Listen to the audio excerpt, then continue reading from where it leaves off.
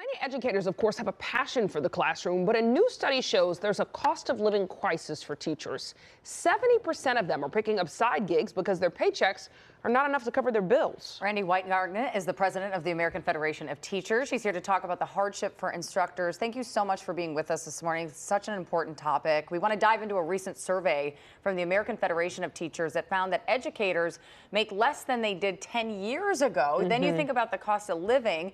Can you talk about the state of this profession and why teachers can't afford to stay in the classroom at this point? Right. So first off, thank you for having me. And, in places where we actually have collective bargaining, like in LA, in New York, in Chicago, teachers are making about 20% more than in places that don't have collective bargaining. But still what's happening is this. You have, just like you have in virtually everywhere else, you have a housing crisis, you have a healthcare crisis. And then what's happened is that teachers where we can bargain, we can, basically keep up with inflation. But literally 44 states are spending less in terms of public education than they did before the 2008 recession. So you're seeing the squeeze everywhere. The squeeze that you're seeing in, because young people can't buy homes, you're seeing that huge healthcare squeeze. So you're seeing you're seeing it everywhere. And what has happened now, and we did this big, of our members, we did this big affordability study at the end of last year, beginning of this year. So many of them are working 2 and 3 jobs. And so many of them, like our paraprofessionals, bus drivers, actually are working below, don't earn enough for the cost of living. And even after that, they're still taking money out of their pockets to pay for school supplies. So I wanted to blow the whistle on this. I wanted to make sure that people know this, because teachers don't take a vow of poverty to teach. And we need this profession to be one where we are attracting and retaining the best and the brightest in the, and in the country, frankly, in the world. But we want to make sure that people who want to teach do teach, and then make sure that we pay them a decent middle-class salary. They're not asking to be Elon Musk. They want a decent salary so that they can raise their family in the areas in which they teach. Yeah, absolutely, Randi. I mean, education is so important to our society. So not only do they have second jobs, they're also paying for school supplies. You mentioned that districts, of course, with collective bargaining agreements, union contracts, have better pay for teachers. Then how do we move towards a solution here? Is it just making sure that every school district has that? Well, there's 3 things we have to do. One, this whole notion that we are not paying for public education.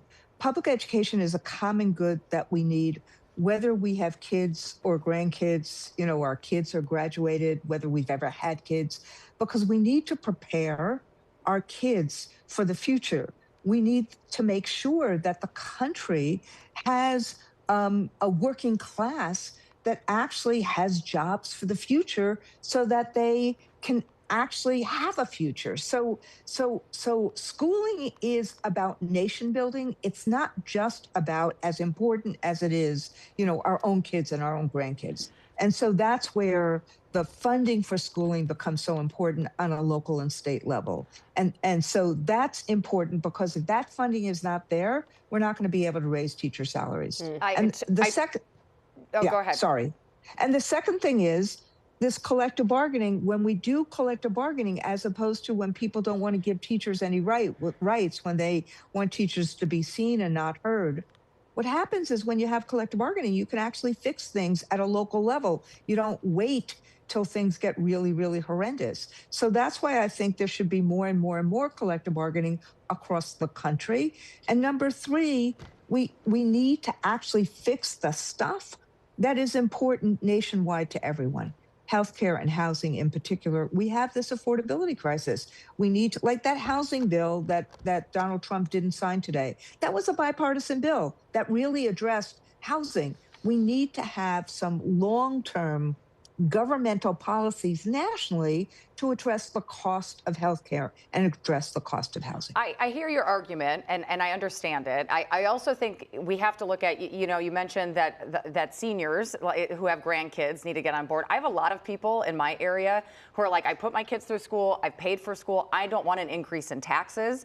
So I don't know that you have to get people on board. I also think some of this is an ideological argument. You have administrators making a lot of pay in some cases where teachers are not. So there's a disparity there as well. Right. I think there are so many nuanced issues. You've got teacher shortages in schools. One thing I've seen work, besides collective bargaining and some of these other things we're talking about, is school districts getting really creative in some ways with how they're going to do things. I know there's a district in Arizona who started building, small houses for teachers to make sure that they could live close to their school district.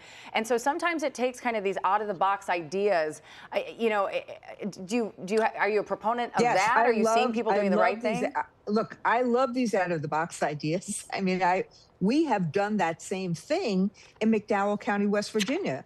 We actually built teacher housing in one of the poorest districts in the land. The real issue in terms of when you have a school district or a private developer doing this is that you got to make sure that the cost of the building is paid for by somebody, because because teacher rents can never make up for and pay for the cost of the building. Yeah. That's really the big issue. But I love when people do that. I've seen it in different places, and I root it on. And I think innovation in schools are really important. And I think we have to strengthen schooling. I think every single public school has to be a place where parents want to send their kids and educators want to teach and kids do well. But that point that you just made about seniors, it's a real issue. And that's why public schooling actually has to be paid for more by state funds than by property taxes, because the property taxes tax not the income of people, they tax the wealth of people, because they tax what the house is worth.